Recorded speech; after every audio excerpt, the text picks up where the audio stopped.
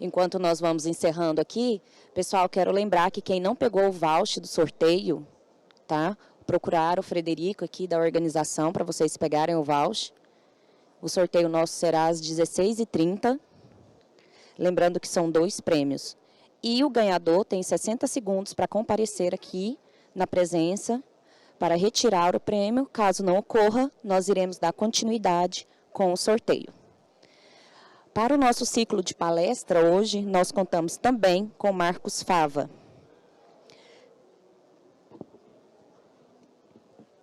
Marcos Fava Neves é professor em tempo parcial das Faculdades de Administração da Universidade de São Paulo, em Ribeirão Preto, e da FGV, em São Paulo. Engenheiro agrônomo pela Escola Superior de Agricultura Luiz de Queiroz, USP, em 1991. Fez toda a carreira de pós-graduação em estratégias empresariais e chegou a professor titular da USP aos 40 anos de idade. Completou sua pós-graduação na França, em 1995, e na Holanda, 1998 e 1999. Desde 2006, é professor internacional da Universidade de Buenos Aires. Desde 2013, da Universidade em Indiana, Estados Unidos. E desde 2020, da Universidade de Petróleo, África do Sul. É especializado em planejamento e gestão de estratégias, tendo realizado mais de 300 projetos de agronegócio brasileiro e mundial. Ajudou a montar e é acionista de 5 empresas, sendo 3 startups. Autor e organizador de 75 livros publicados em 10 países e mais de 200 artigos periódicos científicos internacionais e nacionais. Recebendo 5.000 citações de acordo com o Google Acadêmico e um dos cientistas brasileiros mais citados mundialmente. Foi articulista do jornal China Daily, de Pequim, e da Folha de São Paulo, além de escrever artigos para O Estado de São Paulo e Valor Econômico, tendo mais de 600 artigos de jornais publicados. Realizou mais de 1.500 palestras em 22 países, sendo um dos brasileiros mais conhecidos e respeitados internacionalmente na área de agronegócios e planejamentos e estratégias. É uma honra tê-lo conosco. Seja bem-vindo.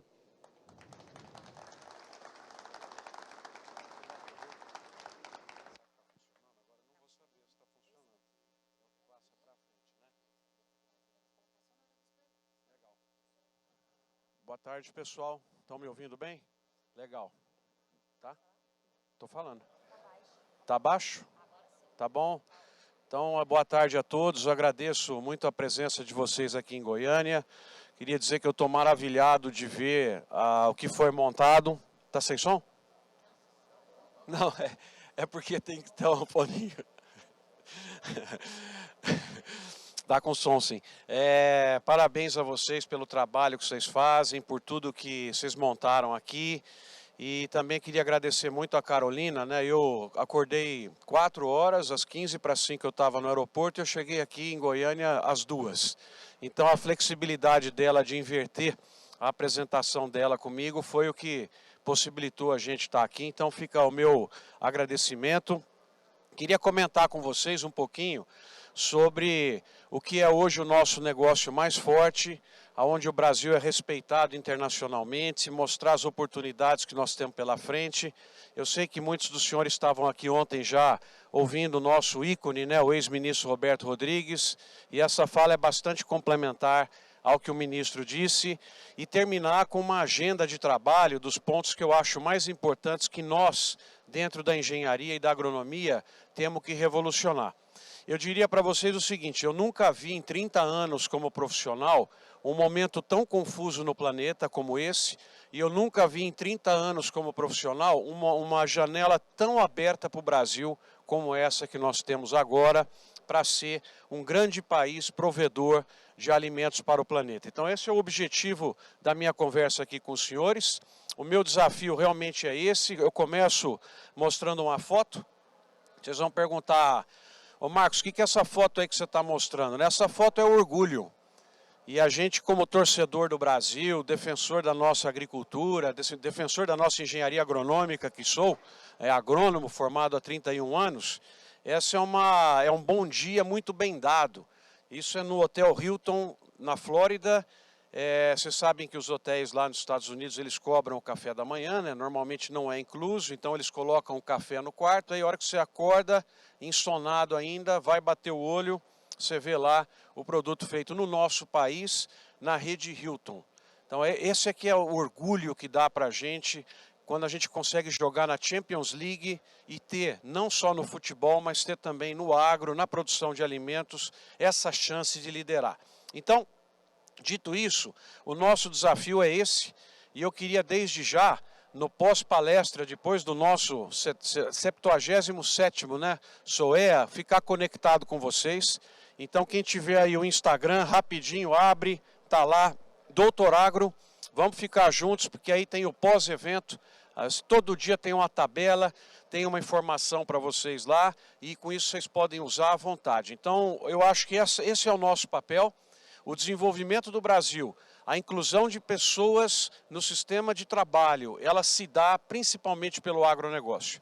Eu tive a chance, como vocês viram na apresentação, de morar na Holanda, morar nos Estados Unidos, de voltar a viajar agora, e não vejo uma outra área onde a nossa preponderância pode ser tão grande como nessa área que está aí colocada. Então nós estamos conectados, aí a partir de agora, com o Instagram de vocês, e também queria deixar à disposição para quem quiser me mandar um WhatsApp, não precisa escrever nada, porque eu sei que vocês estão envolvidos aí com educação, difusão de informação, manda o teu nome completo, que eu adiciono na listinha de distribuição, toda vez que sair um material novo, cada 15 dias mais ou menos, a gente manda uma mensagenzinha para vocês olharem.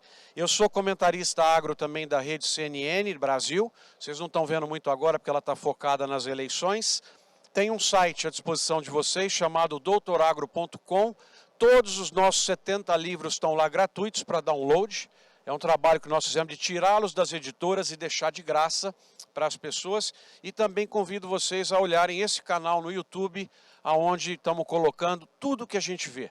É uma visita legal na China, é um supermercado bacana na Suíça, inclusive vocês têm lá o vídeo do que foram meus 30 dias nos Estados Unidos em julho, com tudo que eu vi legal de inovação, tem lá um vídeo de uns 20 minutos. Pessoal, usem à vontade, não precisa pedir, quiser republicar, quiser tirar um pedacinho, vocês estão autorizados a fazer isso. Com isso, nesses 2 minutos iniciais, o que eu fico contente é que nós estamos conectados daqui por diante nessas plataformas aí. Dito isso, eu trouxe 3 assuntos para conversar aqui com vocês: a complexidade do mundo, a chance do Brasil e quem vai vencer nesse novo cenário que está aí colocado. Primeiro nós vamos falar da complexidade do Brasil, criando, para acordar vocês, uma emoção aqui no grupo, perguntando se vocês lembram disso daí, se isso aí fez parte da vida de vocês. Você vai falar, pô, você está falando de agro e vai mostrar esse aparelho, o que ele tem a ver com o agro? Ué, tem a BASF, né, que faz produto químico, aí tem a ver com o agro, sim. Né? Outro dia eu mostrei isso numa apresentação para a Syngenta, ficou super chato. Falei, mas isso aí não concorre, né? Não tem problema. Então, é só uma brincadeira para mostrar como a transformação chegou nas nossas vidas, chegou no agro, e hoje a gente parte de um momento onde, se eu tivesse na reunião 70 de vocês e dissesse assim, daqui 7 anos, vocês vão ser totalmente dependentes de aplicativos, vocês não iam nem entender o que era isso. Hoje a gente tem a nossa vida, esforço, força de vendas, pagamento de despesa, de pedágio, tudo feito por aplicativo, aplicativo de música, as mídias sociais que apareceram e mudaram a configuração de inserção social, os marketplaces, né, que permite hoje um pequeno empreendedor entrar e colocar a sua produção à venda e um pequeno consumidor encontra essa produção. Eu nunca conseguia, pessoal, comprar competitivamente vinhos tintos do Rio Grande do Sul, que eu adoro. Agora eu compro a custo comercial 0. Eu recebo um WhatsApp com a lista de produtos, eu digo eu quero uma caixa desse, eu recebo o valor, eu mando um Pix, eu recebo a nota, tudo custo 0 para a empresa. Custo 0 não, porque tem uma pessoa ali fazendo isso, né? Mas não precisou fazer propaganda, não precisou gastar com canais de distribuição, não precisou ter força de vendas, e aí eu recebo essa caixa na minha casa 4 ou 5 dias depois, intacta.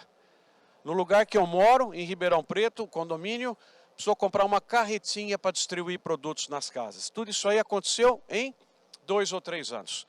absolutamente incrível, pessoal, a ruptura que nós temos. Vocês viram? Passamos por um processo medonho de pandemia humana. A animal a gente já está acostumado, né? Porque a vira e mexe acontece alguma coisa, peste suína africana e essas coisas todas. Mas a pandemia nas pessoas, que mudou também os nossos hábitos. Passamos por... Evento climático sempre teve.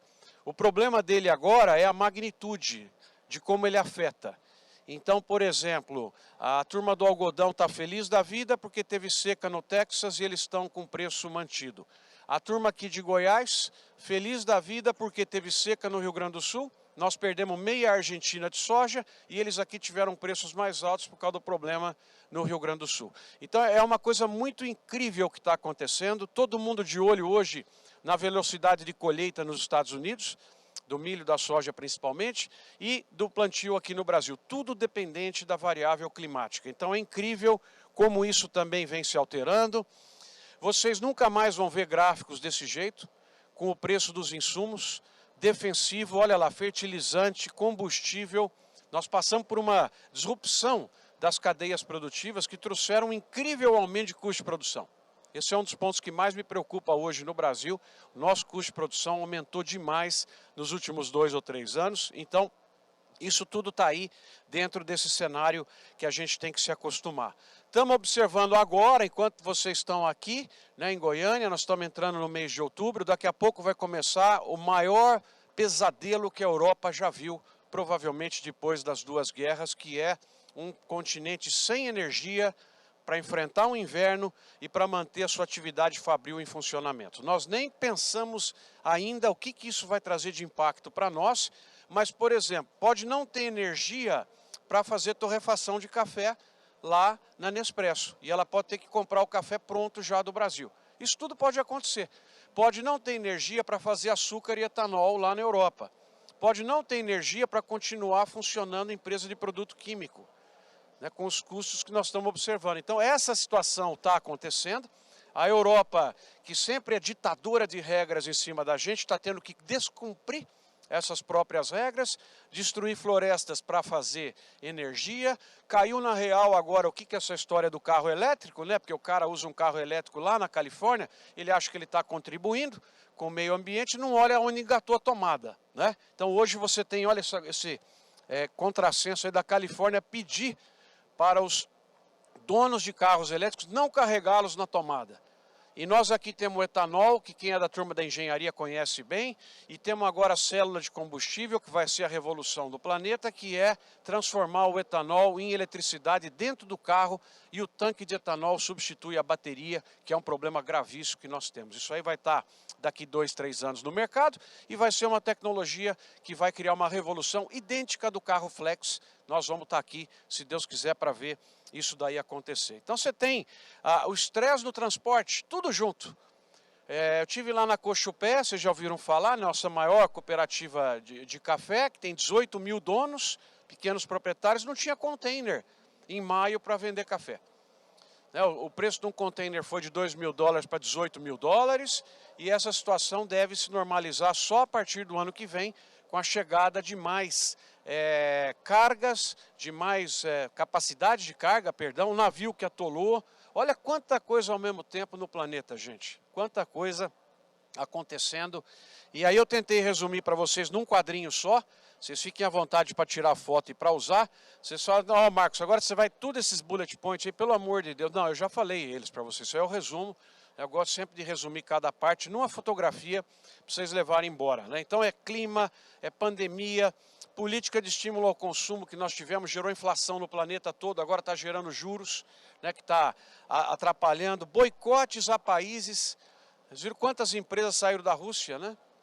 Olha que loucura, eu nunca tinha visto isso. Boicote privado a país, aglutinação de consumidores, a força das mídias sociais, a força do Instagram, dos marketplaces, estresse em transporte, oscilação de preço. Pessoal, olha o câmbio, o que fez nos últimos 30 dias. A gente que está com... Eu sou do Conselho de Empresas de Exportação, você tem que ficar esperando, que dá uma tossidinha, você vende um pouco, aí ele cai, você espera. Isso é uma loucura, isso daí. Pragas e doenças, e o ponto, pessoal, que nós... CREA, todo mundo aqui, nós vamos ter que prestar atenção, que eu estou dizendo para vocês qual é o maior problema que nós teremos já hoje e nos próximos anos. Sabe qual é? Escassez de talentos e encarecimento da mão de obra. Não tem um lugar que eu vou hoje que não está com posição aberta para contratar gente. E não acha. Então nós temos que enfrentar esse desafio, colocar gente no mercado, porque se inflacionar demais a mão de obra, a gente perde competitividade e é o que está acontecendo nesse momento.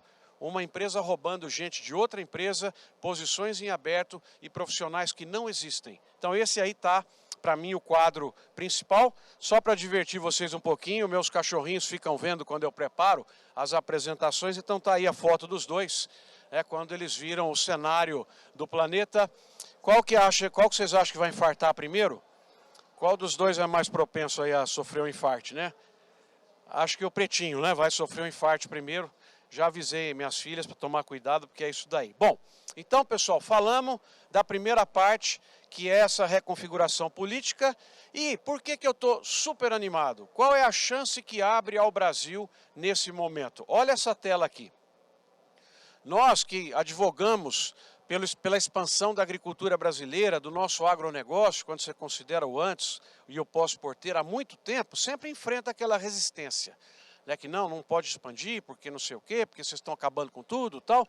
Aí, de repente, o mundo vira e o planeta pede a nossa expansão. A foto da esquerda é a Organização Mundial do Comércio, a presidente da OMC pedindo ao Brasil, e algo que eu vou guardar para sempre, a revista Economist, que vocês conhecem, a mais importante do mundo, ela faz uma matéria com essa capa, e ali na parte direita, no alto, talvez vocês não consigam ler, mas eu traduzo aí para vocês, está pequenininho. A matéria é o seguinte: o Brasil pode ajudar nesse momento a escassez que nós temos no planeta? E o Brasil ajudou. Nós ajudamos, pessoal. Nós vamos pular de 270 milhões de toneladas de grãos que acabamos de colher para 310 num ano só. Nós vamos aumentar 40 milhões de toneladas de grãos num ano só. É uma coisa fantástica, que a gente precisava ter uma comunicação ao planeta dizendo que isso está sendo feito de forma sustentável, isso está sendo feito de forma que há área para fazer isso. Como vocês sabem, o Brasil vai precisar, com todo o crescimento que a gente está falando aí, de 250, 260 milhões de hectares por causa do CREA, por causa da gente gerando inovação em todas as áreas. E o Brasil tem 850 milhões de hectares. Nós não precisamos usar 600 milhões de hectares. Então isso aí não vai precisar, com crescimento vertical, com irrigação. Eu visito regiões do Brasil, outro dia estive em Paraúna, aqui em Goiás também, eles fazem 3 jogos no mesmo estádio no ano. Enquanto o americano está fazendo boneco de neve, os caras estão fazendo outra cultura 3 vezes no mesmo ano. Isso aí é inacreditável, inacreditável a chance que a gente tem de promover esse crescimento. Então, dito isso, dessa primeira parte vocês levam que eu nunca vi o planeta tão complexo como agora. Eu tenho chamado do 3Vs, que é o período da variação violenta das variáveis, ou variáveis variando violentamente, é o que vocês quiserem aí. Então, nesse momento nós temos... Quem diria, pessoal, que em 2022 a gente ia ter invasão de um país em cima de outro na Europa? Quem diria que ia ter risco nuclear? Aí vai lá aquele louco da Coreia do Norte, solta um míssil por cima do Japão. Gente, está tão confuso. Aí vai a moça dos Estados Unidos, visita Taiwan. O pessoal precisava ficar em casa, literalmente. Fique em casa, né? Precisava falar para a turma, porque, pelo amor de Deus, pô, já está tudo tão complexo e vocês ficam tumultuando aí o planeta. Então, para Nancy Pelosi, fique em casa. Tem máscara aí para a gente vestir ou não? Puta, como a turma cria confusão. Segunda parte, vou deixar vocês animados. Agora essa parte aqui é autoajuda, né? Quem tiver depressivo, presta atenção nesse momento aqui, que você vai sair achando que... fez consumo de produtos da Colômbia, de tudo quanto é lugar aí para poder te animar, né? Negócio nosso de grãos, vai crescer ou não? O que vocês acham? Vai crescer? O ministro Roberto deve ter mostrado para vocês, mas ele não tem esses 3 gráficos aqui. Pessoal, o mundo precisa por ano, sabe de quanto de grão? 40 milhões de toneladas a mais. O Brasil fez de soja 125 nessa aqui que a gente acabou. Só para vocês terem uma ideia, a cada 3 anos o mundo precisa de mais uma soja do Brasil. E esse é o crescimento esperado até 2031. Vocês estão vendo aí os gráficos. Deixa eu ver se eu estou confuso. A sua esquerda, a soja, no centro, o milho e à direita, o algodão. E isto feito pelos nossos principais concorrentes. Esse gráfico é do Departamento de Agricultura dos Estados Unidos. Pergunto a vocês o seguinte: que cor é o Brasil no gráfico da esquerda, que é a soja? Azul claro. É o melhor ou não? Turma, em 2031, 2032, o Brasil vai ter 2/3 da soja comprada pelo planeta vão sair daqui. É bom isso ou não? Eu falo para vocês com sinceridade, eu prefiro ter isso do que bomba atômica. Porque bomba atômica destrói tudo de uma vez, né? Eu prefiro ter isso daí do que bomba atômica. 2/3 da soja do planeta, que é energia pura, vai sair daqui. No gráfico do meio, que é o milho, que já está desatualizado, porque a China está começando a comprar muito nosso, que teve agora essa assinatura desse acordo. Qual é o Brasil no milho? Que cor é o Brasil? É o verde, né? É sempre aquele que começa pequenininho e que mais cresce. E o da direita, que tem feito um trabalho fantástico, graças muito à tecnologia, é o algodão. E o algodão é o verde claro. Então, tanto no milho quanto no algodão, o Brasil tem chance de passar os americanos nos próximos anos, e aí nós teremos 9 produtos que seremos líderes mundiais. A saber, suco de laranja, 75% do que o planeta compra é nosso. Segundo é a soja, hoje com 54%. Terceiro é o açúcar, com 44% do que o mundo compra é nosso. O quarto é o frango, 33%, 1/3 do frango comprado pelo planeta vem do Brasil. O quinto é o café, próximo ali de 28%, 27%. O sexto é a carne bovina, com 25%. 1 em cada 4 bifes comprados pelo planeta vem do Brasil. E o sétimo é o papel e celulose, que também nós somos o número 1. E aí vai agregar o milho e vai agregar o algodão e o trigo, que vocês estão observando, a revolução que está acontecendo no negócio do trigo também. O Brasil saltando aí a sua produção, vai zerar o balanço e em breve vira também exportador de trigo. Então essa é a plataforma nossa e a chance de crescer. A outra possibilidade é nas carnes, e as carnes é muito legal, pessoal, porque se você fosse, enquanto vocês vão olhando aí os gráficos, se você fosse exportar o grão que o frango e o porco comem, ao invés de exportar o porco e o frango, a gente caía de 12 bilhões de dólares para 3 bilhões de dólares. Viram que legal? Então a carne é agregação de valor pura. Cada frigorífico emprega 700 pessoas. Você imagina a massa salarial, isso aí sendo gasto na cidade. Então temos que priorizar cada vez mais o produto mais processado. E aí a carne também, vocês estão vendo. Do lado esquerdo é o suíno, no meio é o frango e à direita é o bovino. Todos morro acima e o bovino talvez seja o mais impactante aqui para vocês, porque vocês vejam que o boi estava andando de lado, né? Igual caranguejo, e aí de repente ele vai morro acima por um fenômeno muito simples de explicar, que eu consigo com esta fotografia aqui para vocês. O chinês comeu bife e gostou de bife. Para nossa sorte, isso daí aconteceu. E tem 2 chineses. Tem o chinês que gosta da carne de primeira, tá bonita essa aí? Eu que fiz essa aí, tá bonita? Esse é o chinês rico. E o outro é o chinês que foi do campo para a cidade, experimentou o McDonald's e gostou do McDonald's. É lógico que não existe esse tamanho de sanduíche lá na China, né? Porque o cidadão que consumir um desse aí, ele vai precisar da alimentação depois de uns 4, 5 dias, né? Fora as emissões, você imagina, quer dizer, o cara vira um problema ambiental aí para o planeta, né? Mas só para vocês não esquecerem que isso é o que está acontecendo no negócio de carne. E aí, o terceiro driver muito importante é o de energias renováveis. E aí eu vou mostrar a foto desse senhor aí. Vocês conhecem esse senhor ou não? Gostam dele ou não? Quem trabalha com agricultura vai passar a gostar a partir de hoje. É o Johnny Depp, não é? Não é? O Johnny Depp não teve um problema lá com a esposa, não foi? Um processo, não foi? Quem que ganhou? Ele ganhou, ela teve que pagar? Mas pelo que eu vi, o Alexandre de Moraes cancelou, não tem mais pagamento, né? Conseguiu lá com o Lewandowski, o STF proibiu o pagamento. Brincadeira aí para vocês, mas só para vocês entenderem, né? O que está acontecendo no negócio de biocombustível. E por que eu mostrei a foto do presidente George W. Bush? Porque ele, em 2005, junto com a equipe dele, iniciou a ideia de misturar 10% de etanol na gasolina. Aí ele simplesmente desapareceu com essa estratégia, com 140 milhões de toneladas de milho do mercado mundial. E quem que colocou esse milho no mercado mundial? Goiás, Mato Grosso, oeste da Bahia, né? Roraima, Rondônia, todo mundo que teve a chance de crescer porque eles tiraram milho do planeta. Outra coisa importante para nós, eles estão agora estudando o biodiesel de soja, o HVO, que é essa notícia de baixo. Então está indo bem, está indo competitivo. Você já pensou se os americanos daqui a pouco assinam um papel que nós vamos misturar 5% de biodiesel de soja no diesel? Para o Brasil é bom ou não? E a Índia, que agora está misturando 20% de etanol na gasolina? Só com isso a Índia sumiu com 80 milhões de toneladas de cana. O Brasil produz 600. Então é a chance de entrar com açúcar também. Estão lançando Moto Flex e a Indonésia vai misturar 40% de biodiesel no diesel. Então, pessoal, é só uma coisa, todo mundo que assinar uma política de biocombustível no planeta, o Brasil sai ganhando.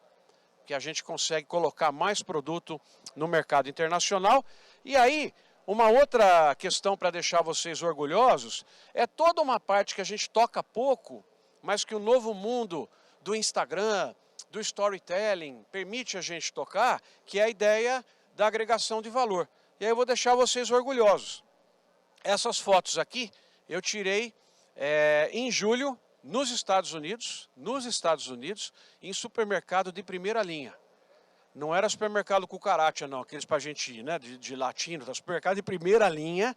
Olha que coisa legal, os caras conseguindo, e esse é um desafio fantástico, colocar produto prontinho para o consumidor americano.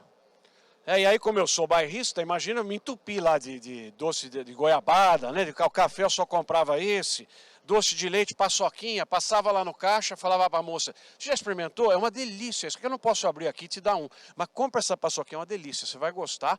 A gente está fazendo propaganda e comprando para movimentar.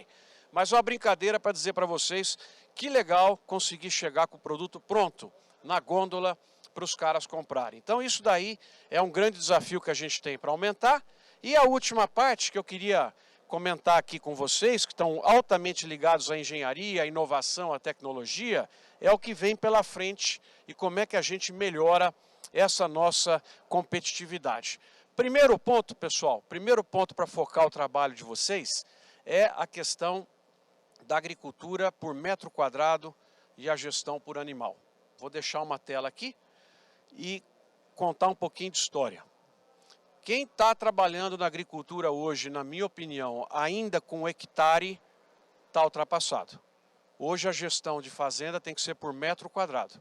Quem está no hectare está com o carburador. Guardem bem essa analogia. Porque quando eu fiz agronomia, vocês, professores aqui presentes, né, alunos aqui presentes, vocês vão lembrar que para combater, por exemplo, uma planta daninha, o receituário era X litros por hectare, aplicados no hectare, não é?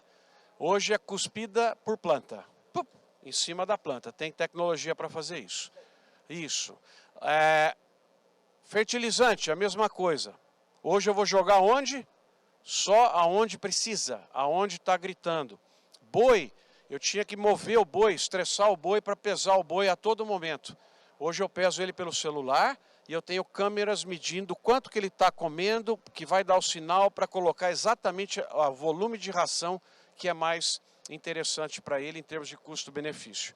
Então, essa é uma loucura que está aí e que nós, da agronomia, temos que avançar cada vez mais. Estamos avançando para fazer aqui a agricultura mais competitiva do mundo em termos de gestão por metro quadrado. Certo? Segunda, qual que é? A agricultura circular, que tem painéis aqui, vocês estão conversando isso, mas é outra possibilidade fantástica do Brasil de integrar, por exemplo, usina de cana com usina de etanol de milho, com confinamento e um empresta para o outro, o que seria subprodutos. Aí a usina de cana que a de milho não tem energia, né? Ela precisa comprar da rede. A de cana tem o bagaço, ela cogera, entrega para a de milho tem o DDG, o etanol, o DDG vai para o gado do lado, sem transporte, o gado faz um monte de esterco, o esterco é tratado, vira fertilizante para o milho, para a cana, e isso daí é um sistema fantástico, onde você, numa região que antes só tinha pasto, você consegue tirar um output incrível. Você tira biocombustível, você tira proteína animal, e isso tudo de uma maneira muito eficiente em termos ambientais. Soma-se a isso algo que eu estou encantado, que é o pré-sal caipira e o empoderamento energético. Turma, vocês já estudaram um pouquinho o negócio de biogás e biometano? Fantástico, fantástico. Tem usinas lá em São Paulo que estão fazendo um trabalho fenomenal. As vedetes do AgriShow de Ribeirão Preto, onde vivo esse ano, foram esse trator e esse caminhão a biometano. E isso tudo posto, a gente tem o seguinte: tudo que apodrece, você pode fazer, seja líquido ou sólido, você pode fazer biometano. Biogás primeiro, e aí você aumenta a proporção de metano e faz biometano. A usina Cocal, em Narandiba, está fazendo CO2 para Coca-Cola, dentro da usina, de altíssima qualidade renovável. Ela está entregando o gás para Gás Brasiliano levar até Presidente Prudente, e ela está movimentando as suas máquinas, tratores, para usar na cana com biometano. Tem também todo o avanço que vocês têm acompanhado do fotovoltaica. Então, além de tudo, você já pensou no agro brasileiro, você gerar a própria energia no local de produção?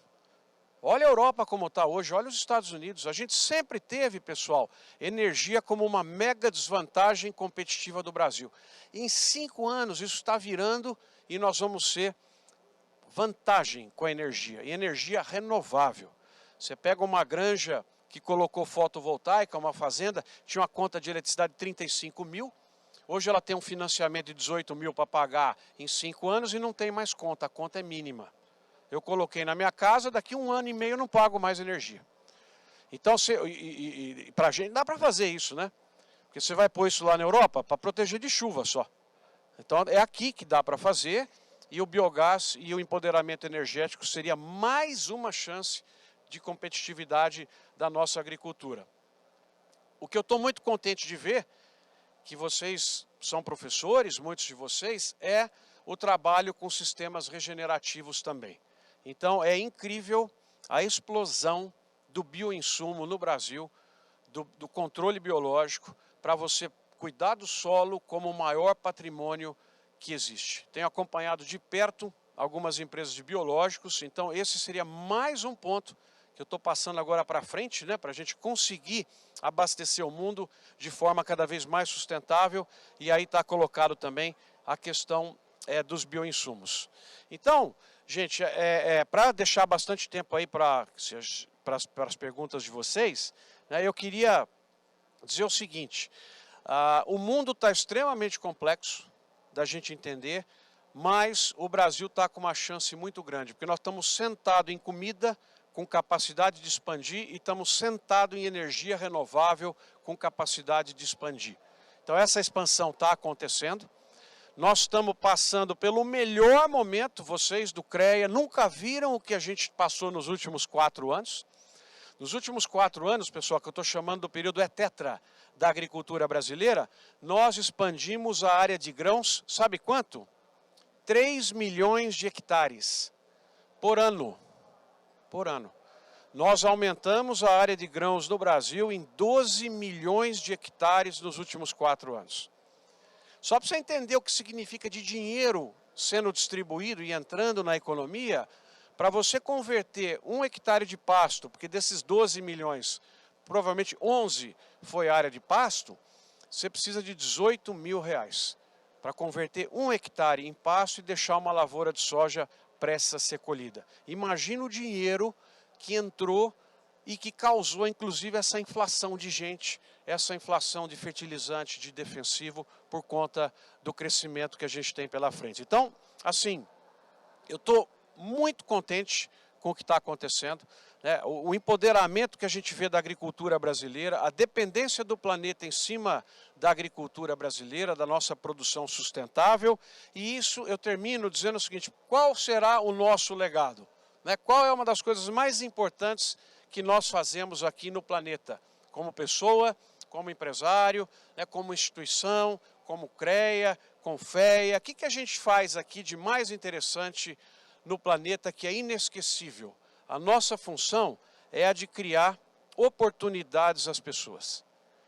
Nunca vocês esqueceram alguém que te abriu uma porta, criou uma oportunidade. E na minha opinião, a criação de oportunidades no Brasil, para a gente se transformar numa sociedade mais justa, uma sociedade mais rica, ela é pelo avanço da produção sustentável de comida, bioenergia e outros agroprodutos, como a nossa roupa, o nosso calçado, o cinto, né, e tudo aquilo que vem do agro. Beleza? Obrigado, gente, pela atenção. Estou à disposição das perguntas. Oi. Pessoal, o ciclo de perguntas agora, vamos começar pelo setor 1, setor 2, vamos sempre estar invertendo, tá? Vou começar ali.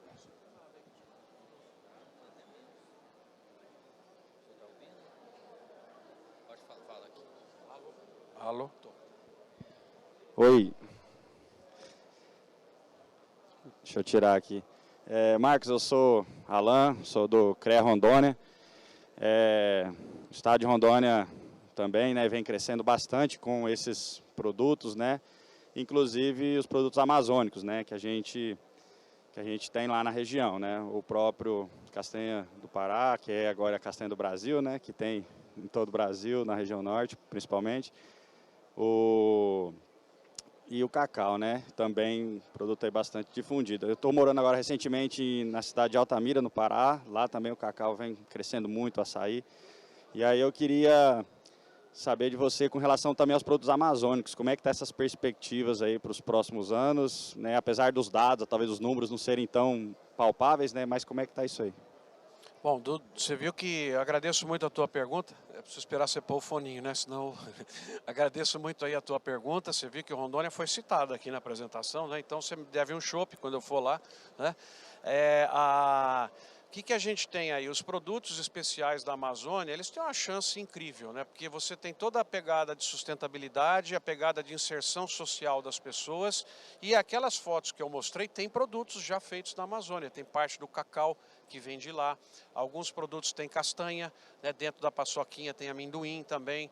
Então eu acho que assim, é uma agenda incrível que a gente precisa despertar cada vez mais para essa inserção, para esses negócios.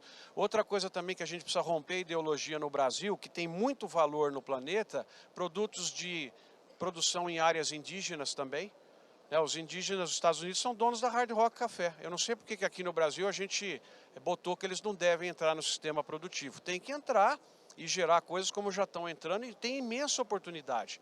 Porque lá você vai no supermercado, nos Estados Unidos, está identificado que veio da tribo tal, conta a história da tribo.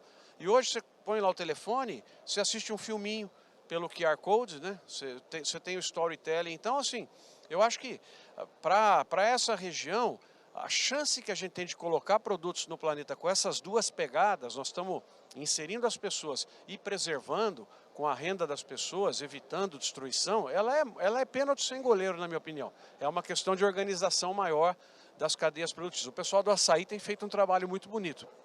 Tem uma empresa que chama Gula, Goola, que eu vi produtos deles lá na Europa já. Atende do jeito que você quiser, eles vendem para Danone, vende, entendeu? Vende em potinho, vende em tambor, muito legal, feito lá. Então, eu acho que a chance é imensa, né? Eu vou para a esquerda ou para a direita agora? Aqui? É complicado falar isso agora. Deixa eu vir para o centro, né? A sua Daí direita. eu viro.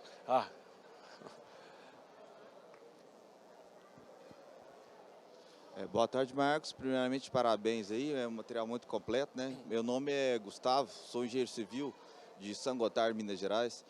Especificamente na área de confinamento, eu presto serviço para um cliente lá, tem em torno de 3.000 bovinos. Achei muito interessante ali que, em relação à aplicação de tecnologia voltada para a medição do bovino, alimentação do bovino, dieta balanceada específica, né? Eu queria saber se poderia dar mais detalhes sobre quais equipamentos, quais empresas que prestam esse tipo de serviço. Muito legal. Então, parabéns aí pelo seu trabalho na área de bovino. Você precisa pôr o foninho, né? Isso. Parabéns pelo seu trabalho aí. Na área de bovinos, a gente tem uma chance incrível, porque na soja, a gente já é meio que líder, né? Na produção mais eficiente do planeta. Quando você olha no boi, tem uma chance incrível ainda que a pecuária vem fazendo de aumentar o output por hectare, aumentar a tecnologia. Então você tem hoje, desde coisas que eu te falei de medir ração, olhar o comportamento do boi, ações criativas acontecendo em muitos confinamentos, que eu acho que como você é consultor da área, é interessante uma rede com outros consultores para que vocês possam trocar experiências que estão acontecendo. Por exemplo, um confinamento em São Paulo, da família Campanelli, eles fizeram um teste cobrindo o coxo dos animais em confinamento, simplesmente cobrindo. Alguém falou lá para trás que o Nelore aguenta calor, que ele é rústico e tal. Só de cobrir e o boi ficar na sombra, na alimentação, teve um ganho de peso e redução de consumo de água por carne gerada. Então você tem tecnologias que são baratíssimas, que estão aí em andamento e muita gente acompanhando isso. Então, parabéns, vai em cima disso daí. Né? Se você, na própria internet tem um monte de coisas que estão à disposição para seguir, aplicativos e tal, e acho que o caminho é esse, né? À sua direita. Quem é que vai fazer a pergunta? Não precisa tirar, não. Não precisa tirar o fone.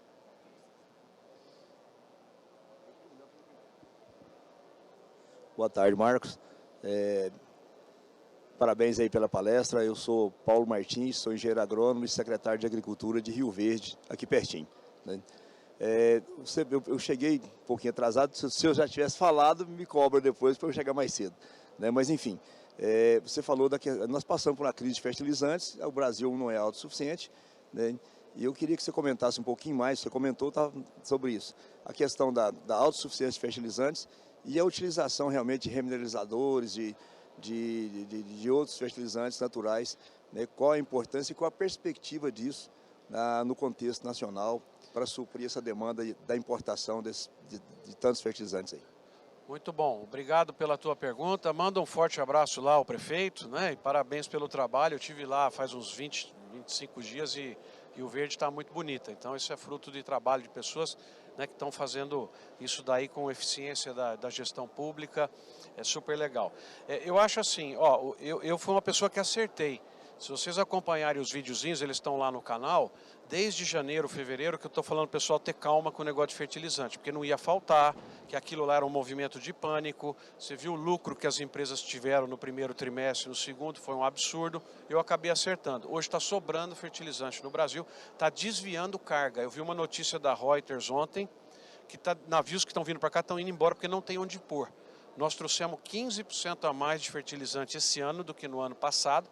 O produto está aí e vocês podem esperar uma redução de preço sensível, na minha opinião, não para essa safra, mas principalmente para o ano que vem. Então, quem puder ir postergando compras, o único risco que a gente tem, secretário, é na questão da Europa, com nitrogenados e outros que são produzidos na Europa. Esses tem que ficar de olho, porque como eles vão ter que fechar algumas fábricas, pode ser que a gente tenha problemas. Mas eu acho que vem para baixo. Outro produto que eu assisti semana passada, uma palestra de um chinês muito legal, que vai cair é o defensivo. Então fiquem tranquilos, não corram, porque está normalizado o abastecimento no mundo, está chegando o produto e também os canais estão estocados. Então a minha dica para os produtores aqui é da mão para a boca só. Deixa, porque vai vir para baixo, como também vai vir para baixo o preço do frete e o preço do container, porque o mundo vai crescer um pouquinho menos o ano que vem. E outra coisa muito interessante, que na sua pergunta já tem lá a resposta, com o alto preço do fertilizante, nós aprendemos a usar adequadamente. Então, análise de solo, produtos alternativos, né, que você já falou, pó de rocha, eu costumo brincar, resto de carpete, pelo de cachorro, o que tem lá, o nego começou a usar para poder produzir mais. E isso vai trazer também uma racionalidade maior por parte do nosso produtor. Então eu diria o seguinte, essa crise já ficou para trás. É só torcer para não ter alguma novidade, que no mundo tem uma por dia, mas a tendência é que isso daí comece a acalmar já, né? À sua direita. Pode colocar o fone, Boa tarde, Marcos. Gostaria de parabenizar você pela sua brilhante palestra. Eu sou Marcelo Fernandes, eu sou da cidade de Campos dos Goytacazes, interior do estado do Rio de Janeiro. Sou conselheiro regional do CREA-RJ. Minha pergunta para você é a seguinte. Eu já li uma matéria sobre carne sintética e grandes empresários nos Estados Unidos e na Europa já se engajando nesse processo. O Brasil é um dos grandes produtores de carne bovina, suína, enfim. E isso já realmente é uma realidade e até que ponto nosso país e até mesmo o mundo deve se preocupar com isso. E gostaria de saber de você também o seguinte, que tipo de conceito é aplicado a esse tipo de carne? Legal, sua pergunta então ela é uma das inovações mais impressionantes que eu vi agora recentemente, né, que é a questão, para quem não acompanha, nós temos uma carne alternativa, que não é carne na verdade, que é o plant-based, né, feita a partir de plantas. Essa esperava-se muito mais do que o que ela está realmente atingindo, tanto que as ações das empresas, como a Beyond Meat, tudo desabou, né? Achavam que ia pegar um pedaço do mercado, ela pegou um pedacinho menor. Para os frigoríficos isso não representa ameaça, porque assim que a startup cresce, eles vão lá e compram. Então, Minerva, o JBS, deu certo, eles trazem para a linha deles. Então, eles têm a carne que vem do boi, a carne que vem da planta, e em breve, se der certo essa tecnologia, eles vão ter também a carne feita em laboratório. Como é que é feita essa carne? E ela tem um apelo interessante, que eu acho. Eu me preocupo mais com essa do que com a carne a partir de plantas, que ela já veio, já se mostrou tal. Essa daí, você pega a célula do boi e multiplica a célula do boi em ambiente como se estivesse no corpo, né? Ela vai crescendo, vai formando carne e você imprime a carne, inclusive com gordura. Tem vídeos na internet que mostram um filé maravilhoso. E isso é carne mesmo, né? Não é fake meat que o pessoal fala, isso é carne mesmo. Só que imagina o custo de produção disso daí, é uma coisa completamente hoje fora da realidade, mas está se tentando. E o que eu acho desse ponto que é uma coisa de vantagem, que você pode trabalhar a sustentabilidade na produção animal, muito legal, com integração lavoura-pecuária-floresta, né, o crescimento do pasto sequestrando carbono para descontar do boi, da emissão do boi. Só que tem um ponto importante dessa carne, ela não envolve a morte do animal. E a morte do animal é uma coisa muito sensível, né, e esse diferencial ela tem. Mas assim, na minha opinião, é super nicho hoje, e quando ela crescer, ela vai chegar talvez aí a 5% do que é o espaço, e ela não ameaça de forma nenhuma o pecuarista, porque você tem tanto chinês indo do campo para a cidade ainda, tanta gente no mundo que não experimentou carne, que a hora que experimentar vai gostar, que eu diria o seguinte, morro acima, mas deixa um pedacinho para essas tecnologias alternativas também. À sua direita. Ó, eu vou fazer assim, eu vou virar pela esquerda, porque senão vocês vão falar que eu estou direcionando o voto de vocês aqui. Então vamos para o equilíbrio. Sobre a agenda ESG, foi muito falado recentemente, né?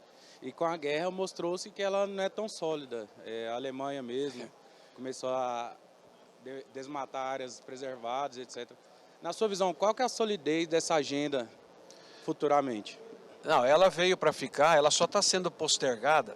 Perdão, ela veio para ficar, ela só está sendo postergada porque nós estamos vivendo um dos piores momentos do planeta de preço de combustível e preço de energia.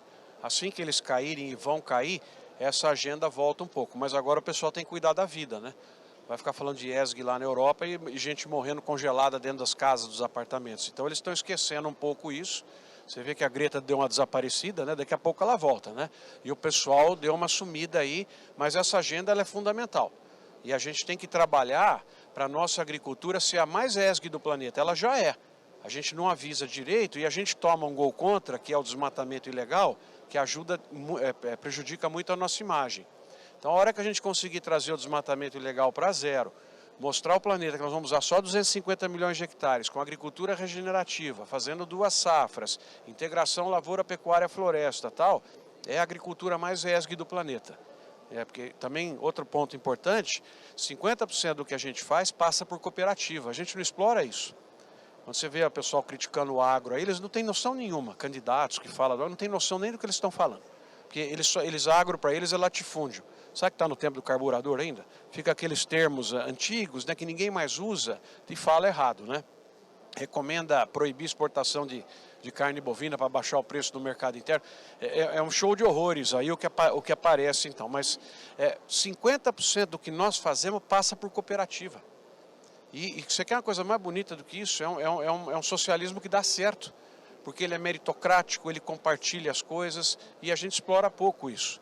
Então, para responder direto, o ESG veio para ficar, está no intervalo do primeiro para o segundo tempo, por causa que o mundo está muito complicado, mas vai voltar forte, e a hora que voltar, e o europeu principalmente puser a mão no bolso e o americano, porque eles são muito de speech e pouco pocket, né, de falar muito e pouco bolso. A hora que eles pagarem efetivamente por sequestro de carbono, pagarem pela reserva legal, pagarem pela conservação das áreas, né, para poder usar isso como crédito deles, você vai ver um mercado explodindo para o Brasil também de exportação de sequestro de carbono. Nós vamos ter isso também.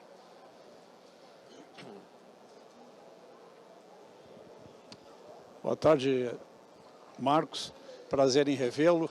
Tudo bom, Nicolau? Tudo bem.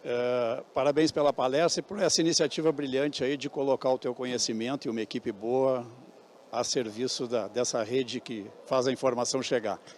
Marcos, sobre a questão da ameaça nos gráficos que tu apresentas e sabendo da tua formação em economia também, uma pergunta com duas abordagens. Comida é o mais próximo da concorrência perfeita e, assim sendo, de margens de lucratividade com menor potencial de agregação de valor, mesmo com agregação de valor de margem de lucratividade. Sustentabilidade para uma sociedade em cima dessa matriz setorial de produção de riqueza. Pergunta 1, interno, desenvolvimento da capacidade da nossa economia agro suprir a demanda de 210 milhões de brasileiros, ou 20 já. E sobre a ameaça, já que a gente está tão na mão da China, a China tem programações de produção na África. O que tu sabes e pode nos dizer sobre isso? Quando a China, que é uma gigante, tratando de segurança alimentar, que qualquer país trabalha para ter segurança alimentar e não depender de terceiros, a China se mostra bastante dependente. Que tipo de ameaça tu vê que eles possam trazer na medida em que eles venham a superar essa necessidade e nos deixem meio a ver navios com o nosso volume tão grande de oferta? Legal, então ótimas perguntas. Deixa eu começar do mercado externo, que é a questão da dependência da China incomoda todo mundo, né? A gente fica preocupado com isso. Então, como é que você pode reduzir essa dependência? Desenvolvendo outros canais e outros mercados que já representam quase que uma outra China de tamanho, que é a Indonésia, Vietnã, Bangladesh, Nigéria, são uma série de outros países que você vê que as exportações brasileiras para esses países eram 0 em 2000 e hoje eles compram 2 bi e meio, e é bem separadinho um do outro. Então eu forçaria a entrada aí, com um trabalho mais forte das cooperativas, com estruturas nos portos desses países para poder abastecê-los quando eles precisam. Eu acho que faltou um pouco a gente invadir e ficar bandeirinha nos países emergentes. E a China, nós dependemos dela, ela também depende da gente, e eu não acredito, por experiências passadas, que eles vão conseguir substituir a eficiência do produtor brasileiro de soja com um trabalho sem escala na África, com problemas institucionais, problemas de risco. Eles já tentaram e não conseguiram. Então eu acho que assim, lógico, eles vão fazer um pouco lá, mas é só questão de ter bom diálogo. E o chinês entendeu o seguinte: nós não temos o que fazer com essa soja. Se eles não comprarem, nós também não temos o que fazer. Não é que está sobrando canais no mundo para você colocar a soja. Nós vamos ter que fazer piso de soja, telhado de soja. Não temos o que fazer. Então a dependência ela é dupla aí. Então o que reduz um pouco o receio, né, na minha opinião. E a pergunta número 1, nós temos um desafio, sim, de alimentar mais pessoas no Brasil. É um grande erro também que se faz por questão ideológica, e que toda hora eu estou tendo que responder na imprensa, na CNN, muitas vezes, né? Bom, mas como é que o agro exporta tanto e tem gente passando fome no Brasil? Uma coisa não tem a ver com a outra. A pessoa passa fome no Brasil porque ela não tem renda. Se ela tiver renda, ela vai na venda e compra o que ela quiser. Tá certo que agora está a inflação um pouco acima. Tá? Então o que nós precisamos ter é choque de oferta. E para as pessoas hoje que estão com necessidades, você montar programas temporários para tirar a pessoa da necessidade e fazer ela caminhar com as próprias pernas. Eu também não gosto de programas definitivos, porque eles levam à acomodação. E hoje, muitos lugares da agricultura, que você conhece melhor do que eu, não tem gente para trabalhar porque ele é bolsista. e se ele tiver um trabalho, ele perde a bolsa. Então a primeira coisa é essa, a bolsa é um complemento. Não importa se tem carteira assinada ou não. Aliás, se tiver, tem mais um plus na bolsa. Tem que inverter um pouco a lógica, porque nós estamos com um déficit brutal de pessoas. Mas então é mais ou menos nessa linha. Nós temos condição de colocar produto aqui e com o trabalho de vocês, com a tecnologia, gestão por metro quadrado, o preço da commodity é para baixo e cada vez você tem mais chance de fazer de forma competitiva a inclusão de pessoas se alimentando por conta da tecnologia e da eficiência. De semanas como essa, né? Imagina o que não está se falando aqui, né? Em frente. Boa tarde. Eu me chamo Fernanda, sou engenheira de pesca e eu gostaria de saber a sua visão sobre a área de aquicultura, né? Uma vez que a gente tem produção de vários organismos aquáticos e o nosso cargo-chefe é peixe. E falando em particular da Amazônia, nós temos algumas espécies que podem ser assim um cargo-chefe, né? Pirarucu, tambaqui, amatrinchã. E aí eu gostaria de saber assim qual seria a prospecção, né, para essa área. Legal, então é bom saber que você trabalha nessa área, é uma área extremamente importante e é uma área que o Brasil não explodiu como nas outras carnes. Isso, principalmente na minha opinião, foi falta de uma governança adequada, falta de entrada de grandes empresas, estabelecer sistemas com cadeias de suprimento mais confiáveis. Está acontecendo, você pegar cooperativas do Paraná, estão investindo em tilápia, em piscicultura, hoje está o melhor projeto que elas têm, esse daí. Então eu acredito que essa área é uma das áreas que merece um plano estratégico para a gente também se tornar grande fornecedor mundial de produtos da aquicultura e também para o mercado interno, porque o nosso per capita é baixo. E a partir do momento em que as cadeias se estruturaram, que hoje você compra no supermercado a tilápia tudo padronizadinha, você vai comer um sanduíche, ela está padronizada, certinho, automaticamente o mercado começa a reconhecer nesse produto algo que é padronizado, que é confiável e que é seguro. Eu acho que ela está vindo atrasada, ela largou dos boxes, mas ela tende a ter um espaço grande também. À sua esquerda. Mais uma. À sua esquerda. À minha esquerda. Pronto, agora equilibrou, né? Boa tarde, Marcos, tudo bom? Palestra brilhante essa sua. Me chamo Bento, sou engenheiro ambiental do estado do Mato Grosso. Marcos, eu queria fazer uma pergunta a você. Em relação à produção de commodities e alimentos, de pecuária, o Brasil, se eu não me engano, deve ser um dos maiores do mundo. Em relação a isso, devido à sua vulnerabilidade, corre-se o risco do nosso país ser invadido por um desses países de maiores potenciais? Na verdade, ele já é, né? Se você olhar quais são as empresas que estão produzindo aqui, nós temos um monte de empresa americana, empresa chinesa, né? Você pega, por exemplo, as tradings que compram a soja do produtor, né? São a ADM, a Bunge, a Cargill, a Dreyfus, a Cofco. Aí você pega quem vende insumos para a gente, a Basf, a Bayer, a Syngenta, quem distribui insumos agora, a Nutrien. Então, na verdade, nós já fomos empacotados, né? A gente está na questão da atividade agrícola e com empresas brasileiras conseguindo competir também no trade, nas cooperativas, no setor de insumos. Isso está acontecendo. Invasão de compra de terra, nesse sentido, que talvez faça mais preocupação aí a tua pergunta, eu acho que um bom arcabouço regulatório resolve isso. Acho que a gente tem que ter limites para aquisição de terras por estrangeiros. O estrangeiro que vier aqui tem que passar por um escrutínio de regras absolutamente rigorosas na questão de trabalho de pessoas, na questão ambiental que você trabalha e outras, né? Não pode ter regra nenhuma diferente. E eu acho que não tem problema eles virem produzir aqui. Não dá para levar embora, né? É nosso, não tem como carregar. Então, eu acho que assim, o Brasil precisa de investimento. Nós somos um país endividado, com a agricultura também endividada, e assim, bem disciplinado, eu acho que o investimento internacional ele vai nos ajudar naquilo que eu falei para você, criar oportunidades para as pessoas. Quanta gente hoje que não trabalha em empresas que são estrangeiras e gasta o dinheiro aqui, vai na construção civil e come pizza na cidade. Enfim, eu não tenho restrição ao capital internacional, desde que o sistema regulatório institucional do país seja bem feitinho. Marcos, muito obrigado. Pessoal, o nosso tempo está esgotado. O Marcos tem compromisso. Obrigado, agora, gente, mais uma vez. Sucesso para todos aí. Desculpa, porque fica em cima da hora.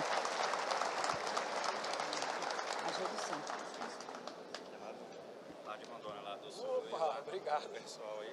Isso aí, na verdade, a gente fez todo um processo de arquitetura, pessoal. vou contar essa história.